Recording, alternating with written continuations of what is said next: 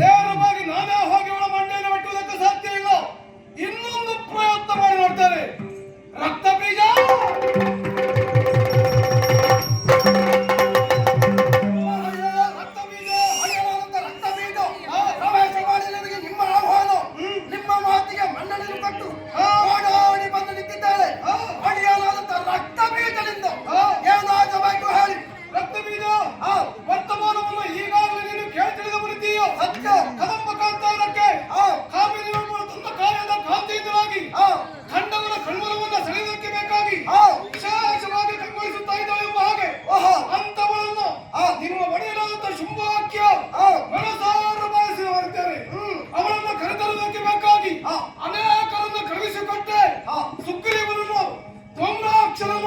ಚಂಡಮುಂಡರನ್ನು ಕಳುಹಿಸಲ್ಪಟ್ಟೆ. ಕಳುಹಿಸಿದ ಚಂಡಮುಂಡರು ಯಾರು ಸಹ ಹಿಂತಿರುಗಿ ಬರಲಿಲ್ಲ. ಆದ್ರೆ ನಿನ್ನ ಬಗ್ಗೆ ವಿಶ್ವಾಸ ಏನಕ್ಕೆ? ರಾಜಕೀಯ ವಿಷಯದಲ್ಲಿ, ನನ್ನ ಸಾಂಸಾರಿಕ ವಿಷಯದಲ್ಲಿ ನಿನ್ನನ್ನು ಸರಿಯಾಗಿ ಬಳಸಿಕೊಂಡು ನಿನ್ನದಾದಂತಹ ಸೂಚನೆಯನ್ನು ನಾನು ಕೇಳಿ ಪಡೆಯುತ್ತಾ ಇದ್ದನು. ಸತ್ಯ. ಹಾಗಾಗಿಯೇ ಈ ವಿಷಯದಲ್ಲಿ ನಿನ್ನದಾದಂತಹ ಕಾರ್ಯವೈಖರಿಂದ ನಾವು ಯಶಸ್ಸನ್ನು ಕಾಣುವುದಕ್ಕೆ ಸಾಧ್ಯ ಎಂಬ ವಿಶ್ವಾಸ ಇದ್ದರಿಂದ ಅಲ್ಲಿ ತನಕ ಹೋಗಿ ಅವರಿಗೆ ನನ್ನ ವಿಷಯವನ್ನು ನೇರವಾಗಿ ಬರದಟ್ಟಾಗುವ ಹಾಗೆ ವಿಶ್ಲೇಷಿಸಿ ಕರೆತರಂತ ಪ್ರಯತ್ನವನ್ನು ಮಾಡಿ ಮಾವಯ್ಯ. ಇದು ತನಕ ನೀವು ಆಡಿದಂತ ಮಾತಿಗೆ ಎರಡು ಆಡಿದವ ರಕ್ತ ಬೀಜರಲ್ಲ. ಆದರೆ ಈ ವಿಚಾರದ ಕುರಿತಾಗಿ ಎರಡು ಮಾತನಾಡುವುದಕ್ಕೆ ಅವಕಾಶ ಉಂಟು. ಹೇಳು ಸಂದೇಶ. ಮಾತಾ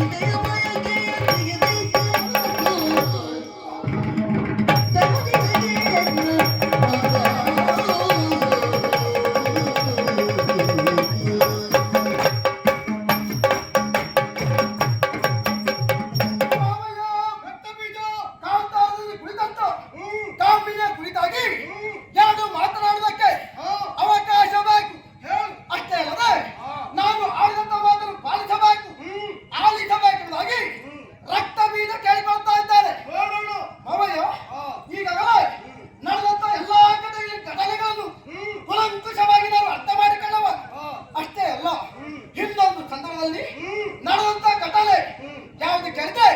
ತ್ರೈಮೂರ್ತಿಗಳಿಗೆ, ತ್ರೈಸಂಪಾತಿ ದೇವತೆಗಳಿಗೆ ಹೆದರಿ ತಂಗು ಬಡಿದು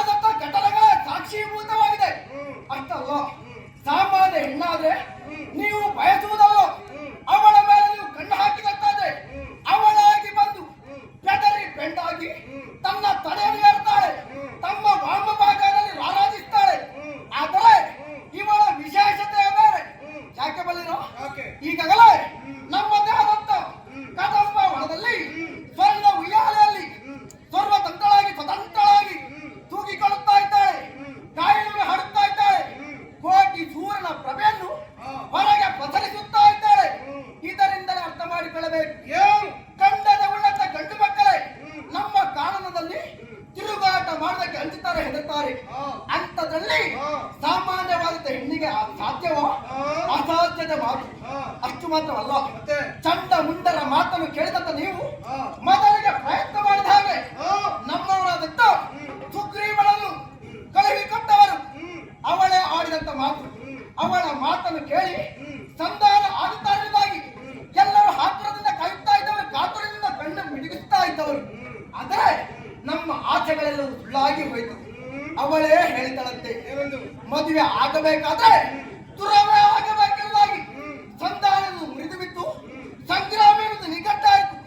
ಅದಾದ ಬಳಿಕ ಪ್ರಥಮ ಬಾರಿಗೆ ಹೋದವ ಯಾರು ಕೇಳಿದ್ರೆ ಧೂಮ್ರಲೋಚನ. ಅಲ್ಪನೆ ಧೂಮ್ರಲೋಚನನು ಖಂಡಿತವಾಗಿ ಅಲ್ಲ, ಬಲಬಲವಿದ್ದಲು ಹೌದು. ಶಕ್ತಿ ಸಾಮರ್ಥ್ಯದಲ್ಲಿ ಅವನನ್ನು ಮೀರಿಸುವಂತ ಕೆಟ್ಟದೆಯ ಬಂಟ ಅಖಂಡ ಆರ್ಯಾವರ್ತದಲ್ಲಿ ಕಾಣುವುದಕ್ಕೆ ಅಸಾಧ್ಯ.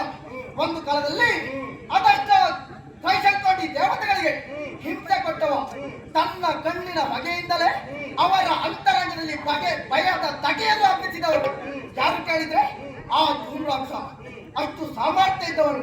ಅವನು ಹೋದವ ಭಸ್ಮವಾಗಿದ್ದಾನೆ. ಅಷ್ಟು ಮಾತ್ರವಲ್ಲ, ಆಮೇಲೆ ಹೋದವರು ಜೋಡಿ ವೀರರೆಂದು ಸಿಕ್ಕಟ್ಟವರು. ಎಷ್ಟು ಕೆಲಸ ಮಾಡಿದ್ದಾರೆ ಚಂಡಮುಂಡರು, ಎಷ್ಟೇ ಕೆಲಸ ಮಾಡಿದ್ರು ಚಂಡಮುಂಡರಿಗೆ ಪ್ರಯೋಜನ ಸಿಕ್ಕಿತ? ಇಲ್ಲವೇ ಇಲ್ಲ. ಚಂಡಮುಂಡರ ಉಂಡವನ್ನು ಚೆಂಡದಾಡಿದರು. ಒಬ್ಬರು, ಇಬ್ಬರು, ಹಲವರು ಅರ್ಥ ಆಗುವುದಿಲ್ಲ. ಆ ರೀತಿಯಲ್ಲಿ ಆಗಿದೆ. ಹಾಗಾಗಿ ಇದನ್ನೆಲ್ಲ ಆಲೋಚನೆ ಮಾಡುವಾಗ ಸಾಕು. ಯಾಕೆ ಬಲ್ಲಿರೋ? ಈಗ ಉಳಿದದ್ದು ಯಾರಿಲ್ಲ. ಶುಂಭನಾದಂತ ನೀವು, ರಕ್ತ ಬೀಜನಾದಂತ ನಾವು ಮೂವರಾದರೂ ಈ ಕ್ಷೇತ್ರದಲ್ಲಿ ಉಳಿಬೇಕು. ಎಲ್ಲದಕ್ಕಿಂತ ಹೆಚ್ಚಲು ನೀವು ಉಳಿಬೇಕೆಂಬುದು ನನ್ನ ಆಸೆ. ಹಾಗಾಗಿ ಇದನ್ನೆಲ್ಲ ತಪ್ಪಿಸಿಕೊಳ್ಳಬೇಕಾದ್ರೆ ಒಂದು ಏನದು? ಅಸುರ ಬದಿಗೆ ಸಮರಕ್ಕೆ ಮನವ ಮಾಡದೆ,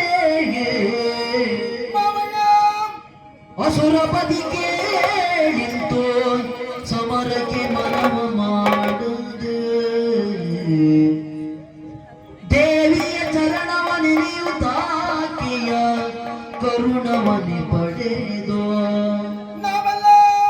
ದೇವಿಯ ಚರಣವ ನೆನೆಯುತ್ತಾಕೆಯ ಕರುಣವನೆ ಪಡೆದೋ,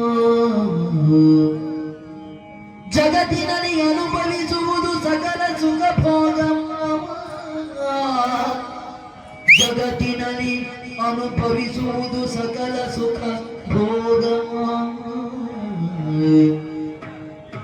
ನೀನು ತಳಿ ರಕ್ತ ಬೀಜನೋ ಮಣಿದು ಸುರೆ, ರಕ್ತ ಬೀಜನೋ ಮಣಿದು ಸುರೆ,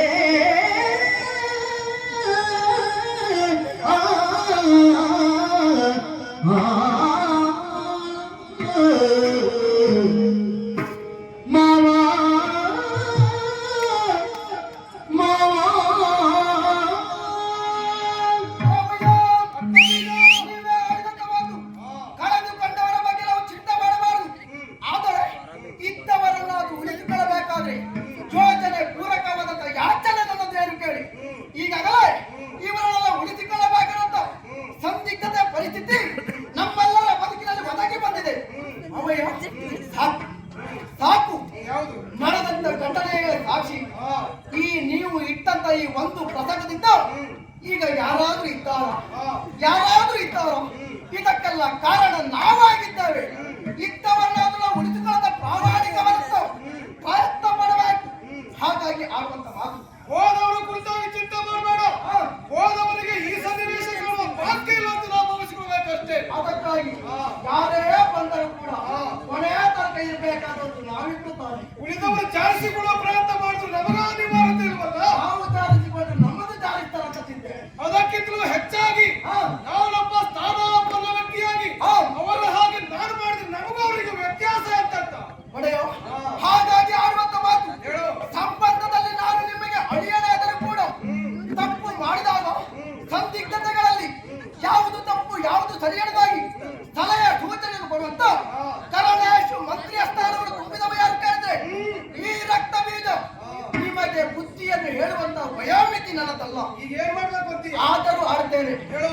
ಒಂದು ಉಪಕಾರವನ್ನು ಮಾಡಬೇಕು. ಏನ್ ಮಾಡ್ಬೇಕು? ಅನ್ನ ಕ್ಷೇತ್ರ ಕಟಪ್ಪ ಪುಣ್ಯಕ್ಷೇತ್ರ ವಿನಶತಿ, ಪುಣ್ಯಕ್ಷೇತ್ರ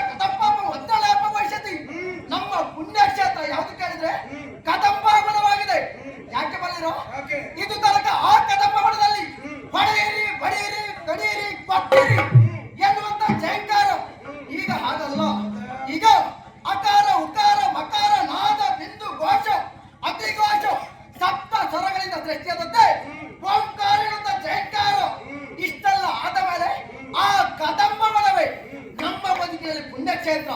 ಹಾಗಾಗಿ ಮಾಡಿದಂತ ಪಾಪದ ಲೇಪವನ್ನು ತೊಳೆದುಕೊಳ್ಳಬೇಕಾದ್ರೆ ಎಲ್ಲರೂ ಒಟ್ಟಾಗಿ ಹೋಗಿ ಮಾತೆಗೆ ಶರಣು ಬರಬೇಕು. ನಾವು ಮಾಡಿದ್ದು ಅಕ್ಷಮ್ಯ ಅಪರಾಧ ಇದರದಾಗಿ ಬೇಡಿಕೊಂಡಿದ್ದೇದಾದ್ರೆ ಆಯುಷು ಬರೆದಷ್ಟು ಆ ಬ್ರಹ್ಮ ಎಷ್ಟು ವಿಧಾತ ಎಷ್ಟು ವಿಧಿಲಿಖಿತದಂತೆ ಹಣೆ ಬರ ಬರೆದಿದ್ದಾರೋ ಅಲ್ಲಿಯ ತನಕ ನಮ್ಮ ಆಯು ಪ್ರಮಾಣ ಉಳಿತಾರೆ. ಜೀವ ಉಳಿಸಿಕೊಳ್ಳಬೇಕಾದ್ರೆ ಉಪಾಯದಿಂದ ಹೋಗಿ ಮರೆಯಬೇಕು.